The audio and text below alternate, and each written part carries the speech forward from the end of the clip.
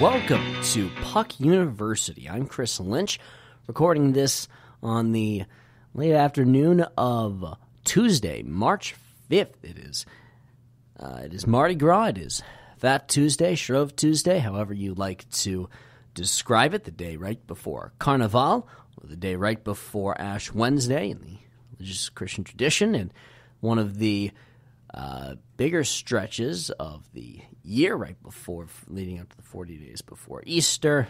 I'm going to record this episode, and I'm going to go home, and I'm going to celebrate with some friends, and I'll wear a black suit tomorrow, because that's what I always do for Ash Wednesday, just my one among my traditions. First, though, there was not an episode of this show last week because I was out of town. On Tuesday, I was in Hartford covering a game down there for UConn. Then I went from there to New York City on Wednesday. I covered a game at Madison Square Garden for Sports Talk Florida, talking about I covered the Tampa Bay Lightning and the New York Rangers. It was a very fun game. I saw 3-on-3 overtime for the first point ever, and I have determined that all of college hockey should sign on and do this, because 3-on-3 is very fun, and I don't like the shootout. So I would very much like to move forward and never have to deal with this whole shootout thing or ties ever again. Just have continuous 3-on-3 overtime.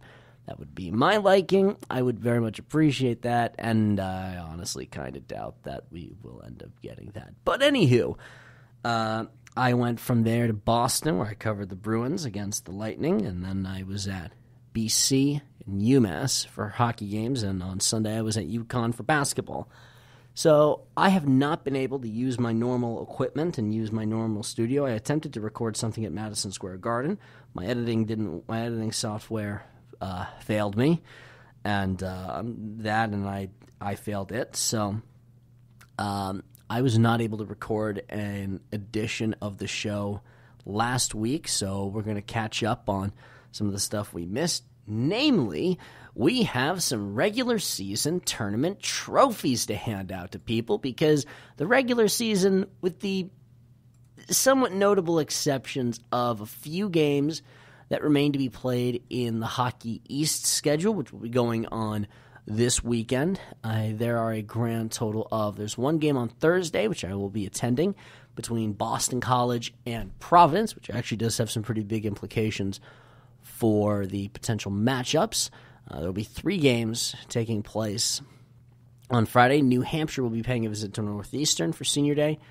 Vermont will conclude their season against the University of Massachusetts at Lowell.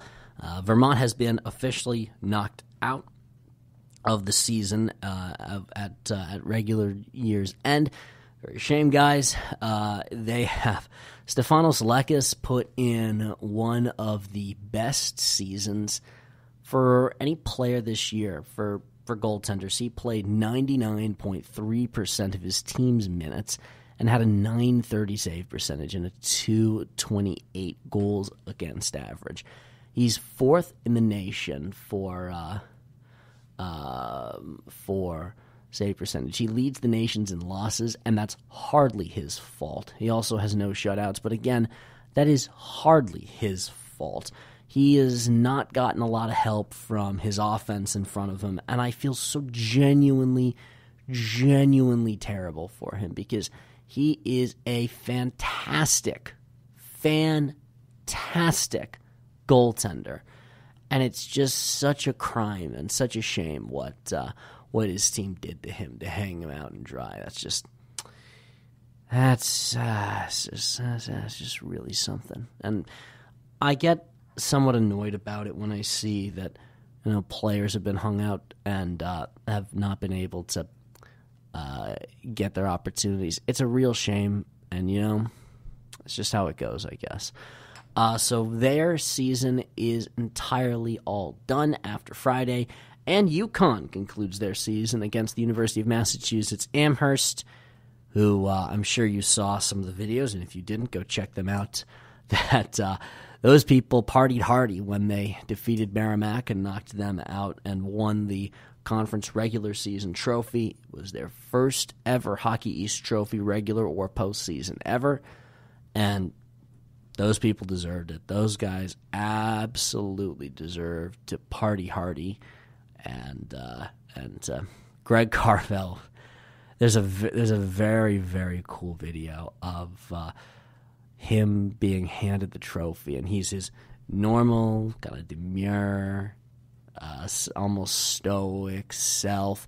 And then someone, I don't know who, I couldn't pick out the voice, but someone has the trophy, and someone else yells out, "Carvey!" And they hand it over to him, and they hold it up, and he just looks at it for a second, and he smiles, and he looks up, and then he grabs it, reaches over, and throws it over his head, and just yells at the top of his voice. God, that's winning hockey right there. That's championship level hockey, and that's championship level clubhouse stuff that you need in order to win stuff. So, an enormous amount of congratulations due towards the University of Massachusetts Minutemen for claiming their first ever Hockey East regular season championship. They'll have a chance at their first ever Hockey East tournament championship. They'll be the number 1 seed in that tournament, of course.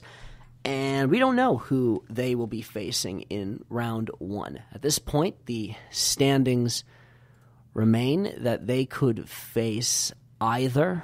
They could conceivably face either Boston College or New Hampshire, and we could know as soon as Thursday if BC wins their game against Providence. That for one means that Providence is stuck as at least the 3 seed, with the potential of falling a little bit if Lowell and or BU win. If Providence loses, they stay at 29 points. If UMass Lowell wins, they move to 30, and they would jump the Friars and move to the 3, and Providence would fall to the. Lowell would actually jump both Northeastern and Providence, but there's a lot up in the air. So there is a possibility for BU to end up with home ice, despite being the 5th seed, and also despite being a really, really, really perplexing team. But don't rule them out. Don't rule out the possibility that BU could really make some noise when the time comes. It's certainly possible that they could end up, causing a real stir and causing a real ruckus.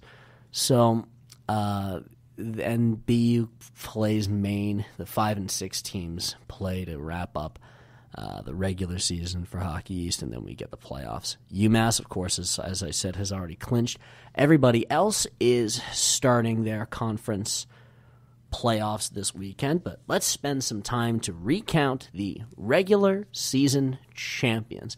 Going around, let's start with the least surprising conference regular season champion, the one that I think a lot of people expected, the St. Cloud State Huskies at 25-4-3 overall, 17-2-3 in almost certainly the hardest conference in college hockey, where your 5th seed and the one that is the hardest one to is having a down season at 16-15-2 is North Dakota, and the amount of talent that they're able to pull in annually is terrifying.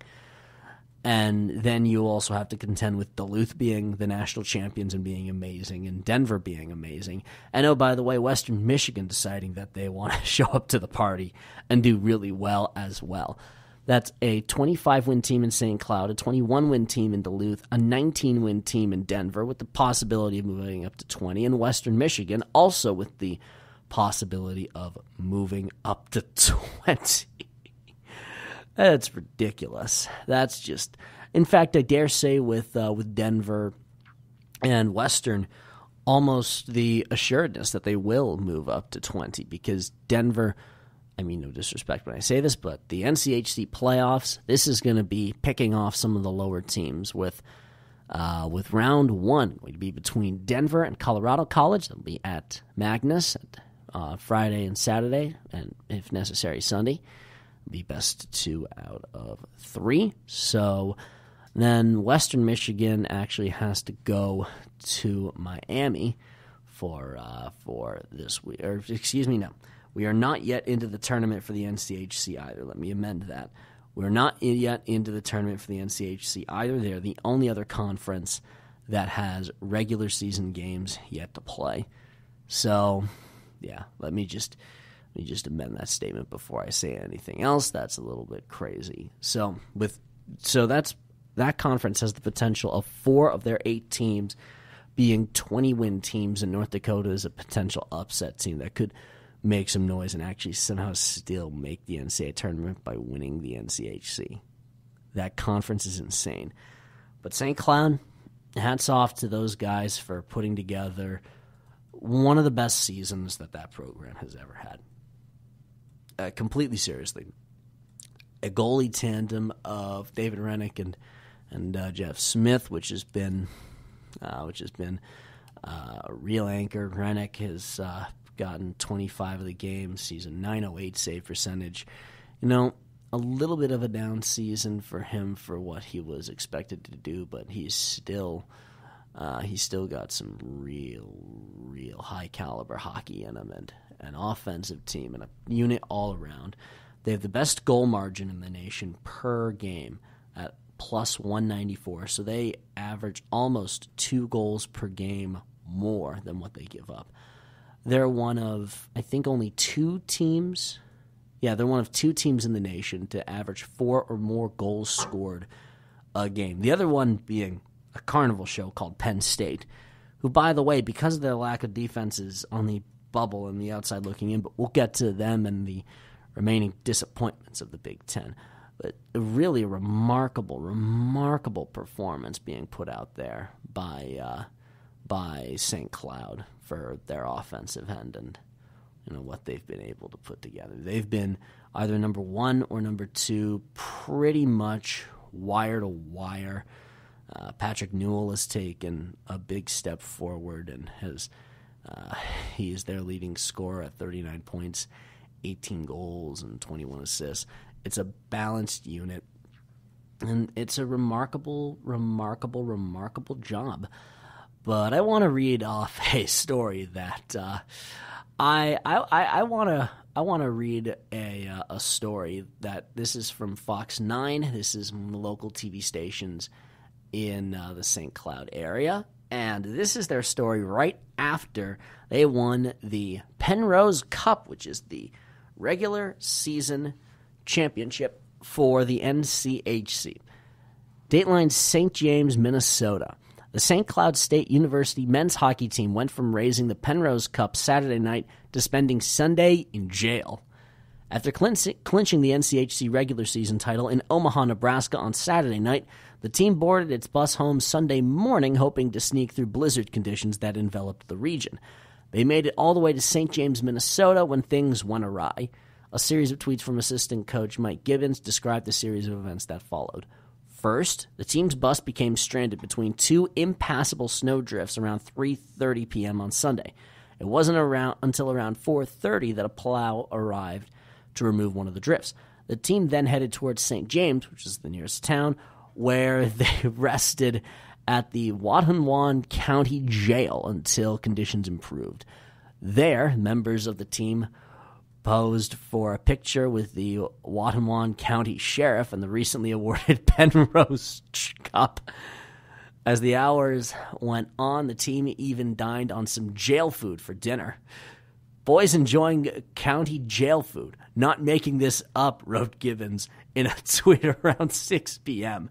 Just after 6 p.m., Gibbons updated his Twitter feed with a message announcing that Watonwan County had closed its county roads, which was probably the right choice because the snow was pretty terrible that weekend, and the team's bus was back on the move as of 7 p.m. on Sunday night. And it follows on with a row of tweets, and that trophy they have is huge. I'm just seeing the tweeted pictures in which the team is posing for photos with the sheriff and holding up the trophy as well. That thing is enormous. It is actually this kind of stuff, not even for a hint of a joke, it is this kind of stuff that you remember the most fondly about a team. It is this kind of stuff that the guys will look back on and remember this with some considerable fondness, looking back on it with what will for them eventually be, a certain amount of gratitude and grace in their opportunities to just enjoy their stuff. So honest to God, one of the funnier stories that we've seen, and congratulations to St. Cloud State. I just hope for their sake, honest to God, I really hope for their sake that they actually have more in the tank so that they can come up with something, because Brett Larson and his staff, they've done a good job. St. Cloud, I'll probably spend some time explaining how they don't have a particularly good record when it pertains to the NCAA tournament, but that's program and school-wide. This school has been to one Frozen Four. It came in 2013. They lost to Quinnipiac that year. I think only one other year did they win a game in the NCAA tournament. I think that was 2016. St. Cloud does not have a good record in the tournament, and they were upset at the number one overall seed last season, and they almost for certain will be the number one seed in this year's NCAA tournament. So I hope for their sake that they're ready to go for their tournament, because,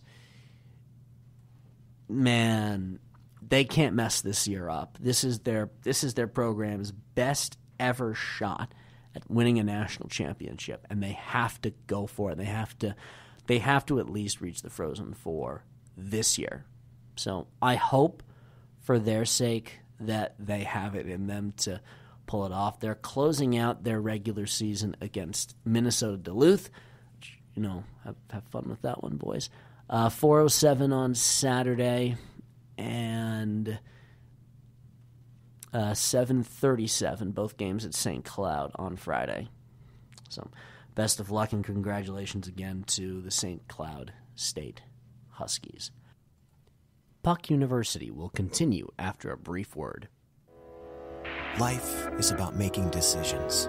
At BMW I, we decided it was time to reinvent the car from the ground up, making sure we were open for truly innovative ideas. We decided that the car we wanted must be electric, and it should be made of extremely light and super strong carbon fiber. And finally, we decided to make it more intelligent and added our promise of incomparable driving pleasure. We made all these decisions to offer you a choice. The all-electric BMW i3. Let's move to the other conferences. So the other 4 college hockey conferences are going to begin their playoff rounds this weekend. Let's go out west and get the kind of least surprising tournament champion done and out of the way early. The WCHA Minnesota State Mankato. An enormous round of congratulations is due to you guys for the remarkable season that they put out, because let me just eat a little bit of crow. I said at the start of the season I didn't think that Mankato would adjust particularly well without CJ Cease, without Zeb Newston. I was wrong. I absolutely was wrong. In part, Dryden McKay, freshman, filled the net for Mankato. First of all, Dryden McKay is a spectacular name. He is from Downers Grove, Illinois.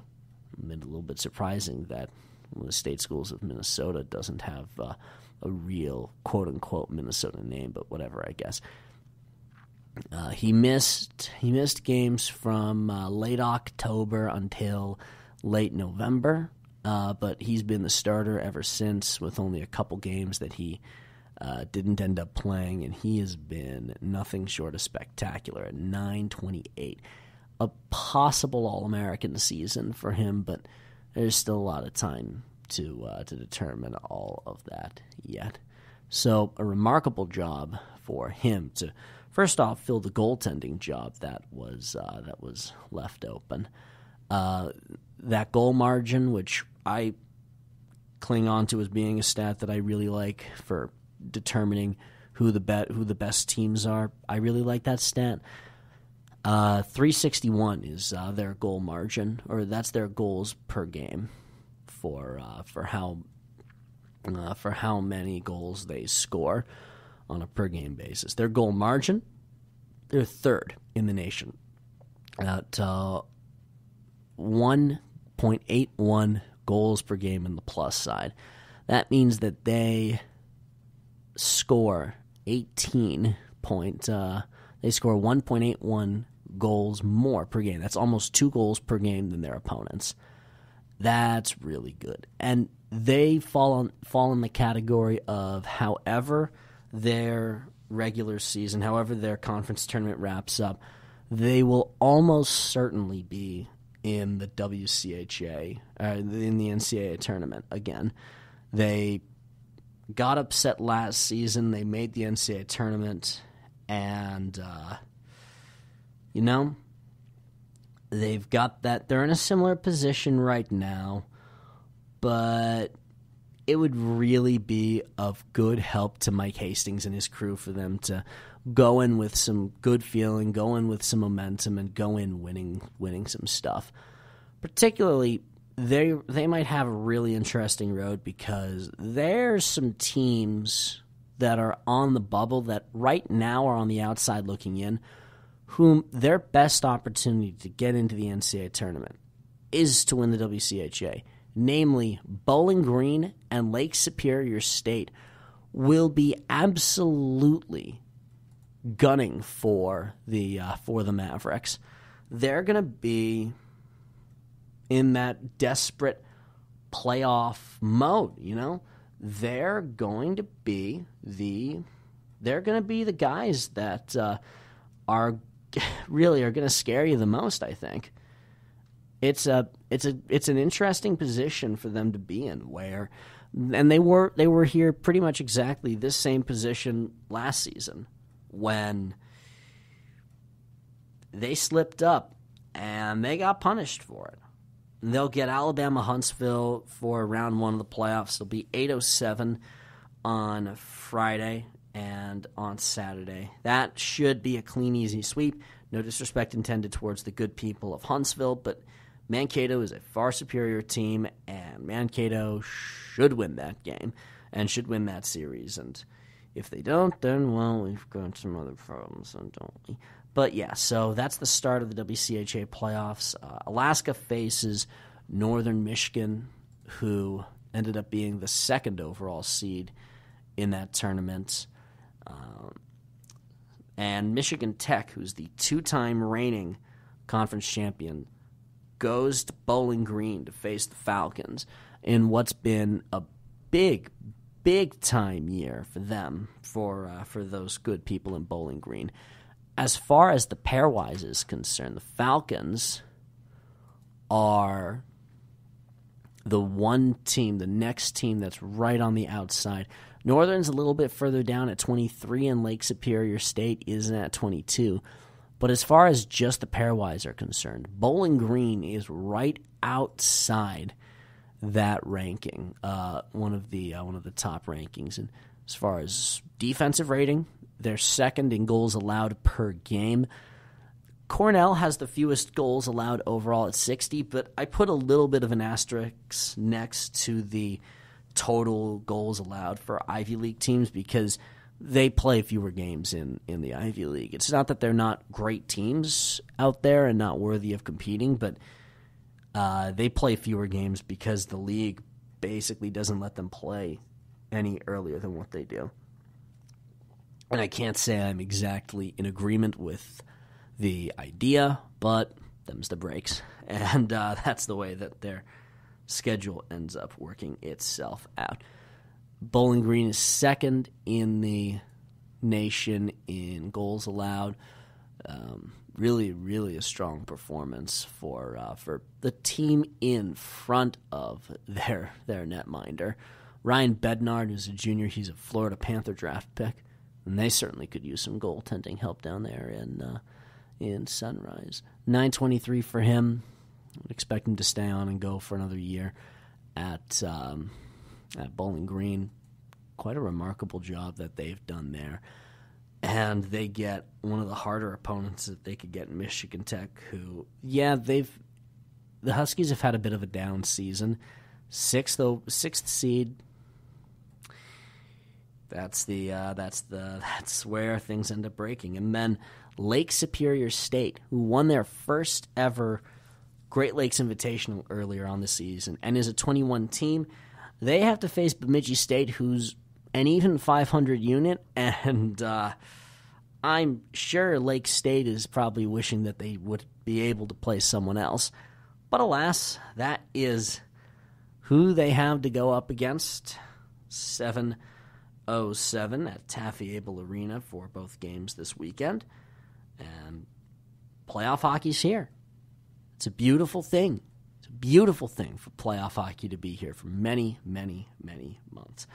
But to wrap this up on the WCHA, an enormous round of congratulations due to Minnesota State Mankato for winning another regular season championship in the WCHA. It really is a good accomplishment what they have managed to complete. All right, so moving over to where do I want to go next? Let's move over to the Big Ten, which has been far and completely and totally away, the biggest disappointment in all of college hockey this season. Other than Boston College and a little bit Boston University, a little bit Boston University, I picked them to finish first in Hockey East. I'll admit that might have been a little bit of wishful thinking, and I probably should have given my vote to UMass. Coach Carville, I'm really sorry I didn't vote for you guys in first. But I think there really isn't that much question that the biggest disappointment, bar absolutely none, in all of college hockey this season has been the downgraded performance of the Big Ten. A little bit of a recap. Last season, Penn State, Ohio State, Michigan, and Notre Dame, 5 of the teams in the Big Ten, made the NCAA tournament, and for a repeating of numbers. That means the only teams that didn't make it to the NCAA tournament from that conference were Wisconsin, Minnesota, and Michigan State. That's 3 out of 8 teams did not make the NCAA tournament from one conference. This year, if we're going strictly just off what the pairwise would allow people to have in, guaranteed we have 1, Ohio State. And they're the 7th overall team, and they won the conference regular season, which I don't say any of this to poo-poo Ohio State. They are a great team. They are a 20-win team. Again, they are a phenomenally competitive and very fun hockey team. A little bit up on the defensive numbers compared to what they were last season at 224 goals against. Their goals for has improved a bit, but not a ton. They're tied for 14th with Michigan and Bentley, which honestly is a little bit surprising. So just a good, hard-nosed working team all the way around. They've consistently been in the top 10 all season, and that unit pretty thoroughly knows what it's doing. In part, they have ridden Tommy Napier in net with a .937. Only Andrew Shortridge of Quinnipiac has been a better save percentage and goals against goaltender than Tommy Napier has been. It really is a spectacular job what he's been doing to lift that team in Ohio State. But outside of the Buckeyes, the rest of the Big Ten has been an enormous disappointment. Notre Dame, admittedly, they lost a lot of their players from last season. They lost really a lot of the heartbeat of their team. They lost big, franchise-level, franchise-changing pieces of their team. I should franchise-changing, as though it is, in fact, this is a professional-level franchise. Program-altering players from last season's team that made it to the national championship game and made it 2 consecutive Frozen Fours. The the kind of performance that they had in the team that they were able to put together, is they lost a lot of big pieces. They got some good people back right now. I mean, Cal Burke has continued to wear a letter. Andrew Peake has been very good. Dylan Malmquist and Bobby Nadella and Jack Jenkins have continued to be very good. And Cale Morris has continued to be superb in the Notre Dame Nets. But they're on the bubble, and if 1 or 2 teams poke it and break things wide open, then Notre Dame is going to be on the outside looking in for the first time in a very long time, it will feel like. They've made the NCAA tournament every year since 2013, and before that year, they were regulars, appearing in 07, 08, 09, and 2011. They had an off year in 2012, and they've made it every year since 2013. They're right on the bubble, and they're one of the better performers in the Big Ten this season, which... Minnesota has been kind of up and down and all over the place, and of the teams that left the WCHA, I think they were the ones who suffered the most because they're the most tied to that hockey tradition. Not having that annual in-conference bout with North Dakota, those games that mean so much to the Gophers and to the Fighting Hawks. Not having that matchup anymore, I think, does hurt that program a bit. Not having those ancient games against the teams from the Upper Peninsula being regular affairs for them, just not having those kind of games, I think that hurt Minnesota more than it did for any of the other conferences.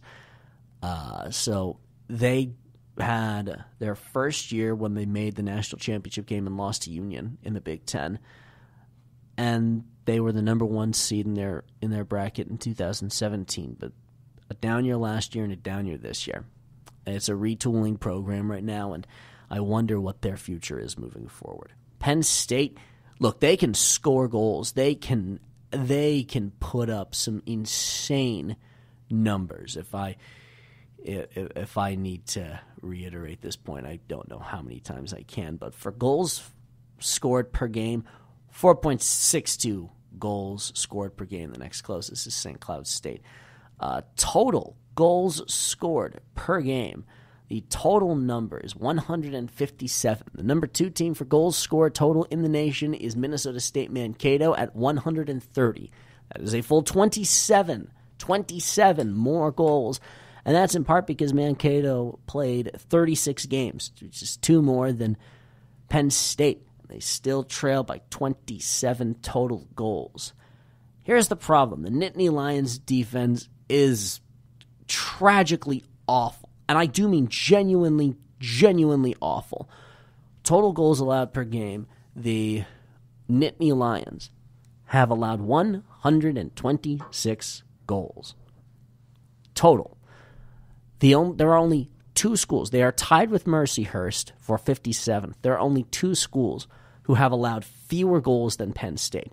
Those 2 schools are Merrimack and St. Lawrence, a 7-win team and a 5-win team. And St. Lawrence, I don't mean to be harsh towards the good people from the St. Lawrence River, but dear merciful God, that team is not good. That team that team is not good, man. I don't know if it's the goaltending that's not really working at Penn State. I don't know if it's just the defense in front of them. Peyton Jones is the starting goaltender for that Nittany Lions team, and he's an .896 save percentage, and it's not like he's new to the stage. He won the Big Ten championship. He lifted that team and helped lift them to an NCAA tournament win in their first trip to the tournament when they beat Union. I don't know what it is about this team. I don't know what it is about this team, if it's just the style of play, what it is, but Penn State does not play championship kind of defense. They're on the bubble. They're, I think, the 16th team they're the 16th team in the pairwise, which may as well mean you're outside the tournament entirely, because the Atlantic Hockey Conference will take up one of those spots. And God, what an enormous disappointment, because if they were just a hair better defensively, they don't even need to be a top 10 defensive team or anything even close to that. They just need to be better than anti-penultimate in the goal scoring, in the goals allowed rather category. They just need to be not a complete basement dweller defensive team. That's all they need to do, and they're fine. But it's really disappointing to know that team could be a lot better. And it just isn't. It's such a shame with them. But they're not even the most disappointing ones. Wisconsin, look, they also were kind of hurt by the transition out of the WCHA into the Big Ten as well. But Michigan and Michigan State have taken up the bottom two spots in the Big Ten. God, what an enormous waste of potential. Look, both of these schools, in my honest estimation, both of these schools are... I thought Michigan was a bit of an overrated team last season that had a goaltender in Hayden Levine who figured out how to play. And also they got a little bit lucky in that game against BU because Jake Ottinger was not 100%. He was not Jake Ottinger.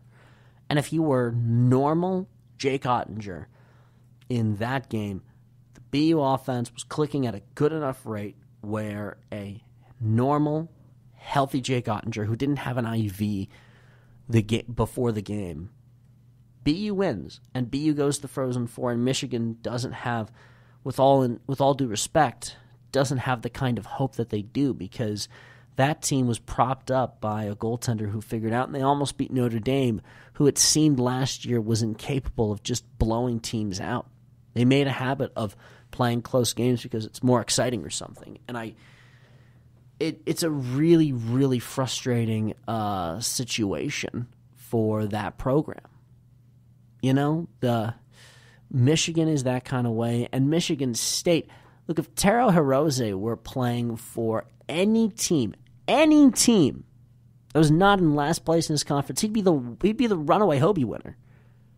35 assists, 50 points, and a points per game pace of 1.47 points per game. I mean, the people who are closest, Evan Barrett is kind of close. Ryan Kuffner and Adam Fox are kind of close, and Joseph Dujak is kind of close. But if Taro Hirose were on any team other than Michigan State, you take him off of there and put him on BU, for example, where they're at least a 500 team and have a shot at making the NCAA tournament. Or heck, if you put him on Cornell or put him on a team where he's having that pace of play, that pace of points, he's your Hobie winner, not Cale Makar. That's just... he's having an incredible season, and there's not a lot else there. And that is a crime for Taro Hirose to be wasted out on Mon-Ice Arena's surface in Lansing, Michigan. And I feel so genuinely bad for fans of this conference and for, fans of teams in this conference, because there is one team who will be in the NCAA tournament, guaranteed, Ohio State. And depending on where they end up getting sent in the bracketology, they could, to be fair, they absolutely could make another run to the Frozen Four, and I hope that this isn't coming across as poo-pooing the Buckeyes, because they really are a phenomenal hockey team. And Napier's had an incredible season, but I just can't help but look at this unit and just think, man, this conference has been a grave disappointment this season. I think it's the biggest disappointment across all of college hockey. But, them's the breaks, I guess. The games that will be taking place this weekend, if the thing will actually come up and be helpful, because technology can be a little bit hard to work with. The games to be played this weekend, Notre Dame will be hosting Michigan State, and Minnesota will be hosting Michigan. Both those games will be at 7 p.m. Eastern. Compton Family Ice Arena for the Spartans and Fighting Irish, games that everyone desperately needs. Michigan face Minnesota, old-timey rivalry between the old CCHA and the WCHA. Games genuinely that I mean this seriously. I am actually very, very excited to see what they end up doing with those. Ohio State gets the bye. They are waiting for their matchup. Time will tell to see who they end up getting in the next round, and I expect them to at least have a good run and a good opportunity to win the Big Ten tournament championship. It would be their first conference tournament title in at least a very long time. Ohio State also was in the Big Ten tournament championship last year as well, and they lost it in overtime to Notre Dame because, again, Notre Dame had a big penchant for losing, or for not losing games, but for winning very close games and for just not blowing teams out.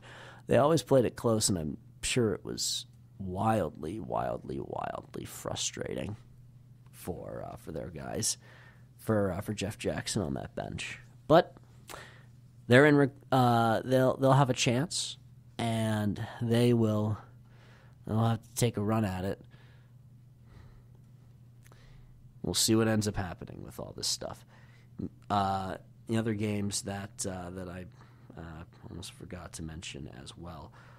Wisconsin and Penn State will be the other series. The 4 and 5 teams, the 6 and 3 teams, and the 2 and 7 teams will face off in that order. Puck drop on Friday night at 8 p.m. at Pagula Ice Arena between the Nittany Lions and the Badgers. 6 p.m. on Saturday, March 9th. So that's the biggest disappointing conference. I'd say one of the more impressive conferences, for I didn't expect there to be this many teams vying at the top of the conference. We have a pair of ties atop the ECAC for the number 1 and the number 3 seeds. Let's start with the 3 seeds and just kind of get these out of the way quickly. Harvard and Clarkson wrap up their seasons with 13, 7, and 2 records, identical in the season. The Crimson, of course, played 5 fewer games, 17, 9, and 3. Clarkson, 22, 10, and 2. Very, very respectable seasons for both of these teams. Clarkson is 10th in the pairwise. Harvard is 13th. Harvard's a little more on the edge, but they do look like that they will head back to the NCAA tournament for would be this. They've been regulars in that tournament since the 2015 season when they won the ECAC and would have won the Beanpot, I think, had they gotten through BU in round 1. Shame that Michaelik's 63 saves, or 63, 64, whatever it was, saves wasn't quite enough to get them over the limit, but what can you do at that point? So that is your 2 and your 3 seed, Clarkson and Harvard. Clarkson will be fourth in the overall conference. They just lose out on the tiebreaker to the Harvard Crimson. And then the number 1 seed, we have a tie for the regular season championship in the ECAC. I think it's the Whitelaw Cup for the ECAC. I'm going to make sure I have this all right, but the teams that ended up tying for the regular season at the end of the blah the teams that end up tying for it are your Cornell Big Red and your Quinnipiac Bobcats. 30 points each. Quinnipiac gets the edge in the wins column, 14-6-2. Cornell, 13-5-4. Those two teams will both pretty certain be in the NCAA tournament. Quinnipiac, with a 25-7-2 performance, has an opportunity to be a number 1 overall seed. They would need a little bit of help from Mankato. They would need the Mavericks probably to get unseeded before the NCAA tournament, before the WCHA championship, But Quinnipiac still has a possibility of being a 1 seed, but they are at least a 2 seed, and I would expect them to be sent to Providence just so that they're close enough to Hamden so that their fans will make the ride up. And I wouldn't be surprised if they end up actually facing Providence in Game 1 because, of course that's how that's going to work itself out. So Quinnipiac, regular season champions that they share with Cornell. Cornell adds another trophy to their ever-expanding collection. Quinnipiac, fast expanding as well. Rand Pecknell doing a very, very good job again. And the 4 teams at the top, Quinnipiac, Cornell, Harvard, and Clarkson, get first-round tournament byes. And we have a full slate of playoffs to take care of in the ECAC. The first series, Dartmouth and St. Lawrence will face off. And it's funny, when we were taking a look at series that were really worth paying attention to, me and Jason Scales, who writes with me at InsideHockey.com, I just told him that I didn't think it would be worth going to the Dartmouth-St. Lawrence series, and not because Dartmouth is not worthwhile to go to. Far from it. Dartmouth is one of my favorite arenas. Pat Salvis is one of the funniest human beings. That Dartmouth MIH. Guys, if you have not followed yet, Dartmouth_MIH, follow them. You are missing out on Dartmouth Hockey's Twitter handle. The most amusing, intelligent, and entertaining hockey Twitter handle I think I've ever seen. It's brilliant, brilliant comedy, and I love everything about it. So take some time and follow it and pay attention to it. But Dartmouth, those guys worth seeing. St. Lawrence, guys, I'm sorry, but St. Lawrence is awful. They're the worst team I've seen in college hockey ever. I don't mean that to... I feel so genuinely bad because Appleton, I've been told, is a fabulous arena. I've been told that the people around St. Lawrence really care about their hockey and love their hockey. They've got a great tradition of winning stuff. But this team is really bad. This team is really bad, guys. And I don't think I could honestly stomach sitting through and watching a team be that bad. I'm really sorry, guys, but St. Lawrence is really bad. And so I decided that I would step in and save my friend Jason from going and seeing St. Lawrence because Dartmouth sweep that team and their season. That's a bad hockey team.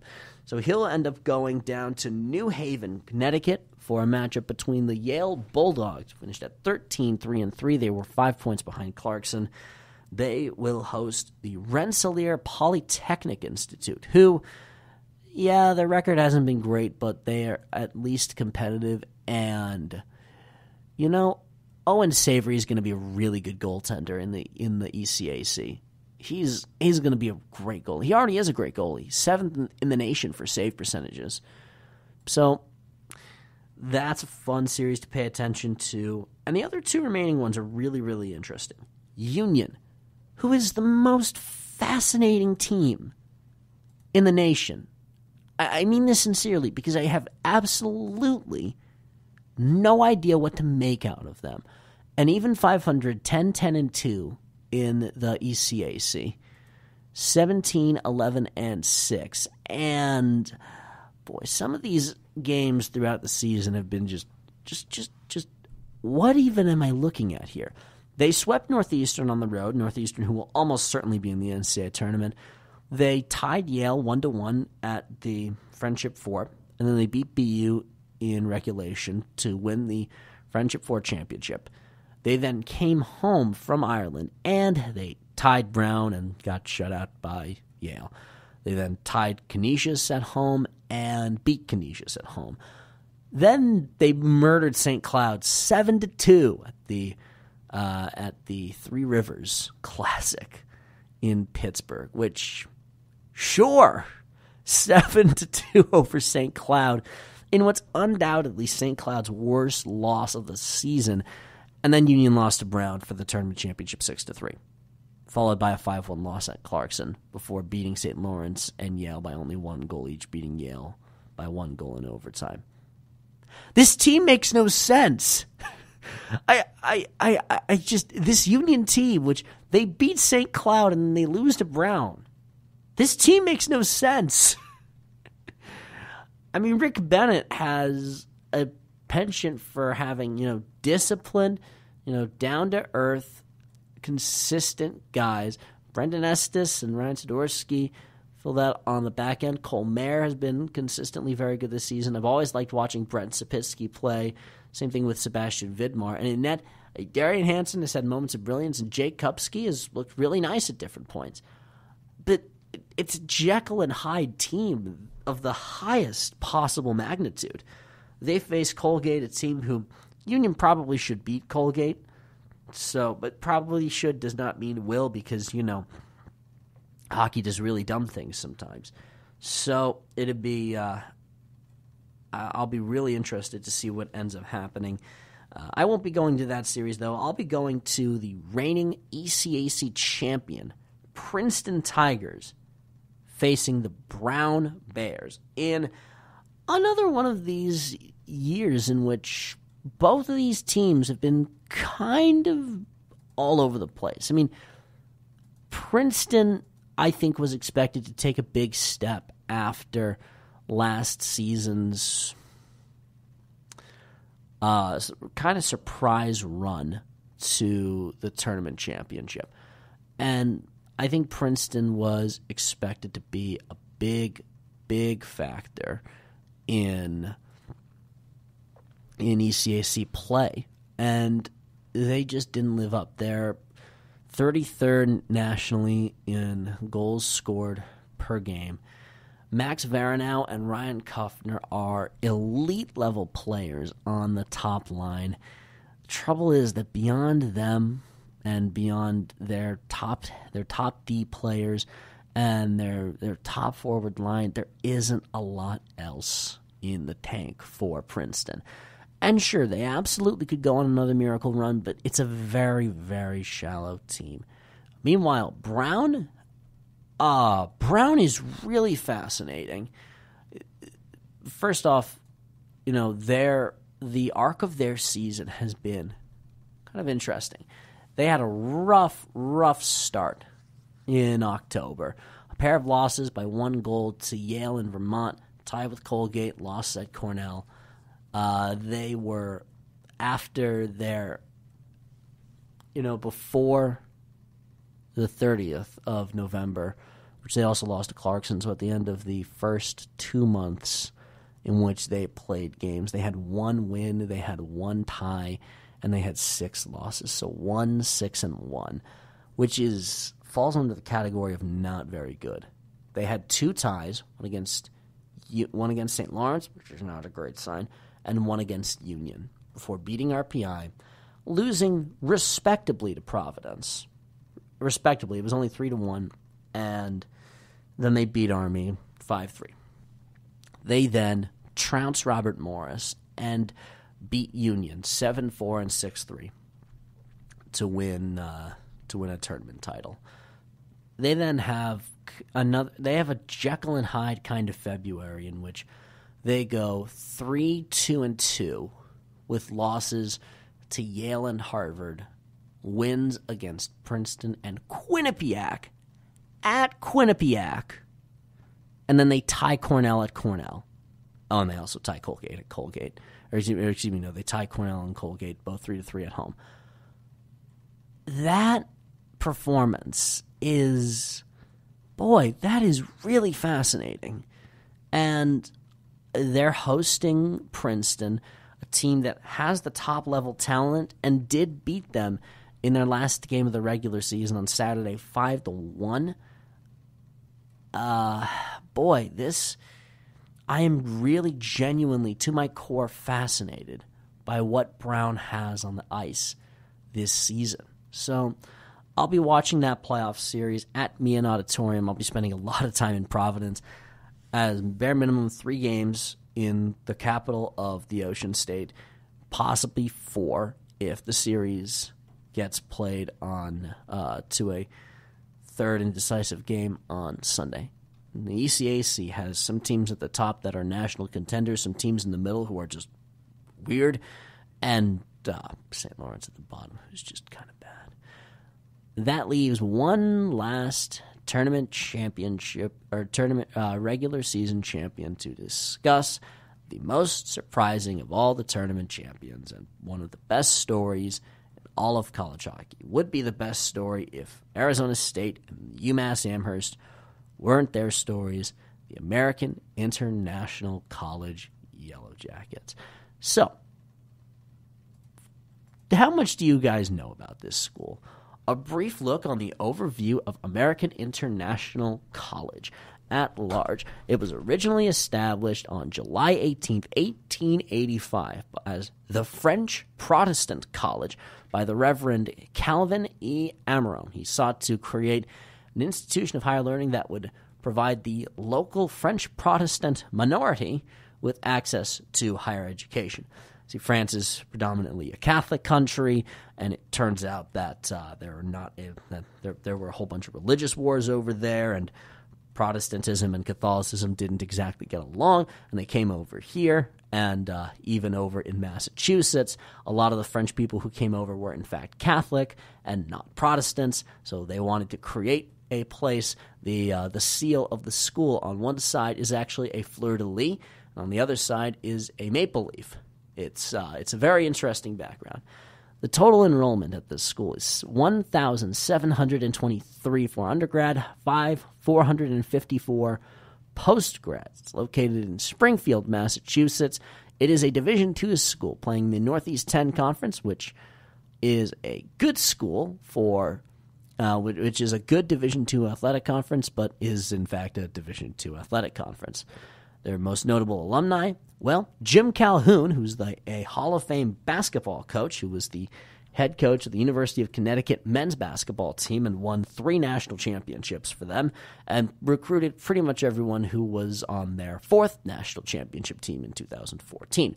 Their other most famous athletic alumnus is Mario Elie, who was an NBA player who was on the Houston Rockets, the Hakeem Olajuwon Rockets that won 2 championships in the 90s, also won a title with the San Antonio Spurs of Tim Duncan and David Robinson in 1999, and there's not a lot else. They've got a guy named Mike Gravel, who's a senator from Alaska, Richard Neal, who's a member of the United States House of Representatives. He is currently serving in the Massachusetts 1st Congressional District. Mark Mastriani, I think is how you pronounce his name. He is the United States District Judge for the District Court, District of Massachusetts, and the former attorney, the DA for the Commonwealth of Massachusetts. Their institution has not had a tremendously great hockey history. Their most famous hockey alum was a guy named David Stephen Forbes from At 5'10", 178 left winger from Montreal, Quebec, Canada, who is currently 70 years old. And he played in the NHL for the Boston Bruins and the Washington Capitals. He was signed as a free agent in 1973, and he did have an impact on those teams. He was a player on the 1974 Bruins that made it to the Stanley Cup final and lost in 6 games to Bob Clark and Bernie Perron and the Philadelphia Flyers, who were the first ever expansion team to win a Stanley Cup. And he was Forbes was a defensive-minded player who helped lift them to the Stanley Cup final in 1974, which was his rookie season. He almost won a cup, and had the Bruins beaten the Flyers in Game 6, they absolutely would have won in Game 7. So he was really one win away from winning a Stanley Cup in 1974. So that would have been cool to have an alum whose name was on the Stanley Cup. And after the 74 season, he helped the Bruins make the Stanley Cup final in 1977, but they got pulverized by the Montreal Canadiens, who were in the middle of possibly the greatest dynasty of all time. He was waived before the 77-78 season and picked up by the Washington Capitals, who proceeded to be a doormat for a very long time. Played in the WHA, the IHL, and also played in the American Hockey League for a little bit. So that's your most famous American International College Hockey American International College Hockey alum. A guy who played back in the day, and that's kind of about it. Otherwise, I mean, this is a really, really kind of interestingly assembled and interestingly put together team that won its first regular season championship of any sort between their time in the old MAC conference, which was reorganized into Atlantic Hockey. Part powered by a really good performance by junior from Coral Springs, Florida, Blake Christensen. I mean, really a phenomenal job done by Eric Lang, who's a third-year coach who has a chance at winning the Penrose for best coach of the season. Brendan Kapchek was last year's Rookie of the Year in Atlantic Hockey, and the Yellow Jackets played Niagara in a postseason series and won. They then forced Canisius, who was the top regular season team in the conference, to 3 games, and ended up falling in that third and final game. But it was a step in the right direction, and man, did they take a big step forward for this season. 18-9-1, they win the regular season by 3 points. And the second place team in Atlantic Hockey, not Air Force, but Bentley. That brand new, shiny, fancy new building really did a remarkable job for the Bentley Falcon program to just take a step up in quality. It's a remarkable performance by all of them. And, you know, the Atlantic Hockey Conference is a lot of fun, and I hope that whichever one of these teams comes out, Air Force finished in third, and Sacred Heart, 15-15-4, 14-11-3 in conference, 4th place. That's incredible what they were able to accomplish this season. So, the games to be played in Atlantic Hockey. First up, at Dwyer Arena in Niagara, New York, the Niagara Purple Falcons will host the Golden Griffs of Canisius, which is their biggest rival by a significant amount.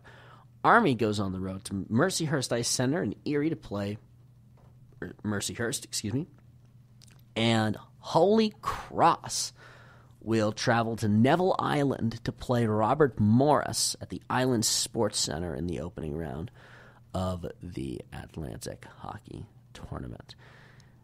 This is a really good season for all of these guys. RIT and Sacred Heart, the 4 and 5 teams, will play, with Sacred Heart hosting. Air Force, Bentley, and American International College await their opponents for their what will be their first round of the postseason. It's something, isn't it? It's really, really something what a winning attitude and a winning culture will end up doing for you guys.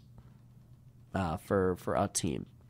It's a really remarkable thing what Eric Lang's been able to do for that team, what a workmanlike attitude has been able to do for the Yellow Jackets. And however this ends up going, whoever they end up facing, it's already been a spectacular success.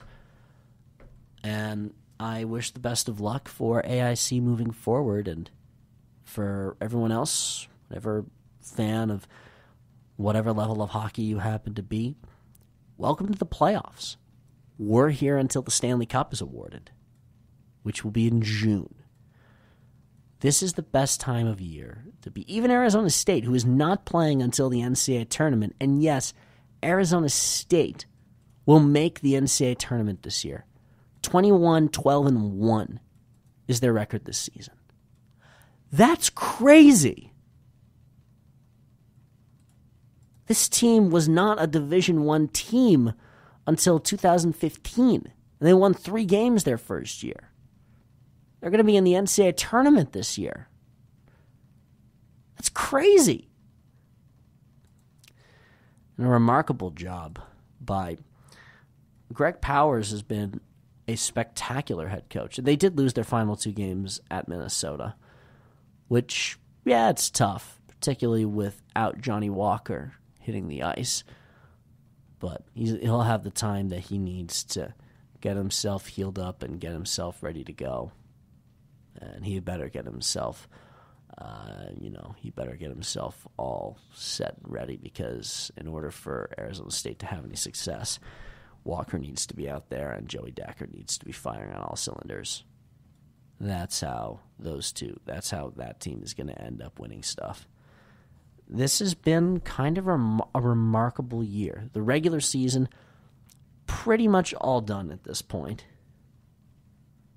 And the best part of the year is just about ready to end up moving on. It's just about ready to get underway.